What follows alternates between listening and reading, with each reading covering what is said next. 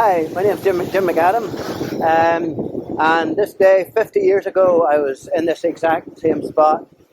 In those days, I was at Queen's University doing a degree in agriculture, and I was a member of the Sub-Aqua Club. And every summer in Queen's Sub-Aqua Club, we had a summer excursion or an outing. And in 1971, there were 5 of us came to the Aran Islands. And I don't remember who was the exact reason, but someone suggested that one of our dives, we should go into the Polnabesh, the Wormhole, because there was a lot of legend around it, and there was some fear, and just it was an interesting place. And it was believed it was connected to the sea by an underground cavern, and we should explore that. So that evening on I think it might have been Sunday, that doesn't matter, in 1971, we came here about 7:30 in the evening. Now we had to walk from Kilmervy House, where we kitted out. We had our wetsuits and our cylinders and everything, and we were pretty exhausted by the time we got here. But anyway, it was quite calm, and we got down there, and looking today, I just can't remember how we actually managed to climb down to the place, but anyway, and we went down in that corner there, the water, and there was I think a couple of dozen or 30 islanders or local people had gathered on the cliff top above to watch, and we swam around a bit, the 5 of us, and we went down to the bottom. I think it was about 10 meters deep, and then we saw in that corner the large cavern that went out to the sea.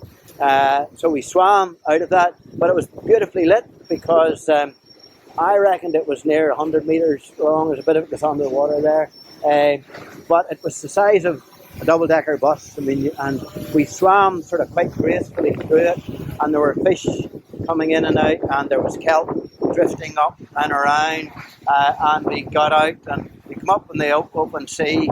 Our heads popped up, and there was a cheer and applause from the cliff above, and then we swam back in again and got out. But it was a totally momentous occasion. And we went back to Kilmervy, and we did another dive the next day around somewhere between Inishmaan and Inishmore.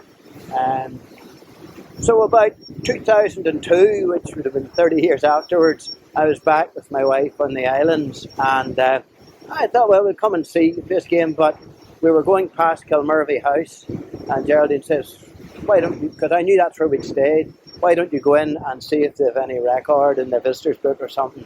Because I had did a report of the dive and signed our 5 names in the book.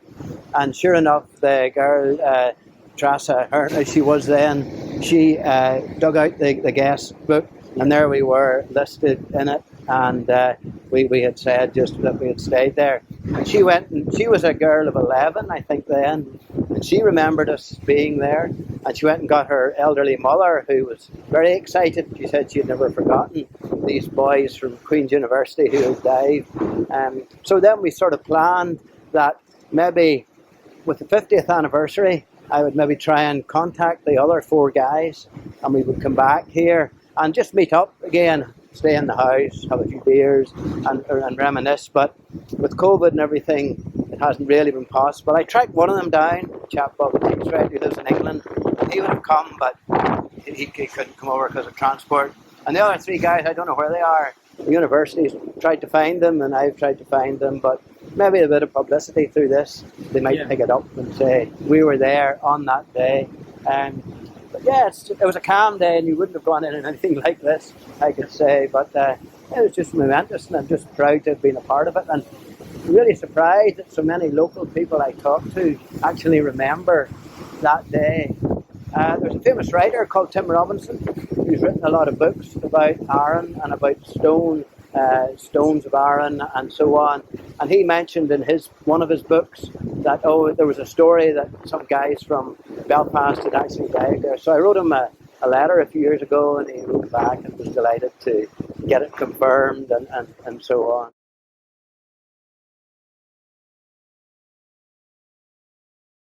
Terrific, yeah, great support and a lot of interest in the whole thing, yeah. I mean, of course, the Wormhole now is taken over by people dive in from above, but in those days it was just quite a novelty or unique feature that these guys would actually want to dive under the water. when I went to Queen's University in 1969, I was always interested in the sea and marine biology and so on. So the opportunity came to join the Sub-Aqua Club. I joined. And in those days, it was difficult to afford. The gear was expensive, but the benefit of being in a Sub-Aqua Club is they had the cylinders and compressor and gear and could organise it and support it all. So that was great.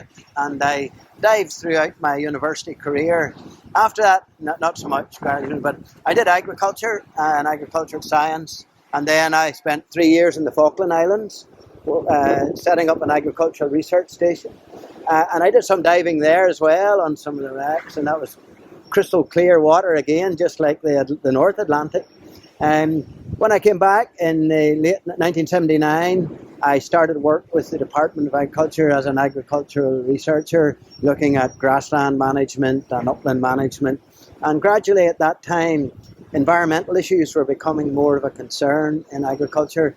So my research focused around how to make farming more environmentally friendly. And one of my students in my first couple of years of lecturing was Patrick McGurn. And Patrick later joined the department and had a career as an agricultural advisor and did a PhD in agriculture. But then about 10 years ago, Patrick got a job to manage the Aran Life programme, which was really to help make farming on the islands more environmentally sustainable and to bring back a lot of the old ways of farming.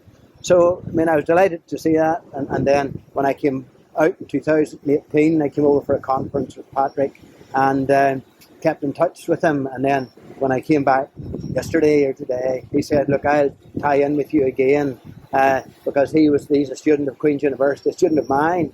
And he also has with him a young student from the university who's doing his work experience in environmental science on the islands. So there you have another generation of Queen's University students.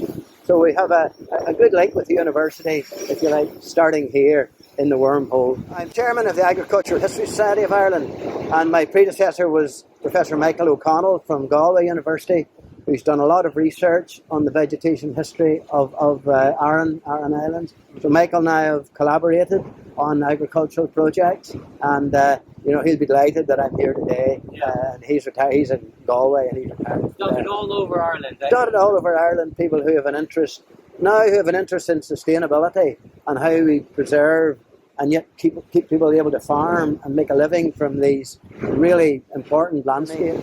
We're an island nation, and I remember I was involved in a project to get an old wooden ship reconstructed down in County Cork and in West Cork, the island which was taken to the Falkland Islands and brought back. But she was restored, and when she was being launched, the priest who actually broke the bottle or whatever it is on her bow, one of the things he said, how important the seas were, he said, the lands divide us, the seas unite us.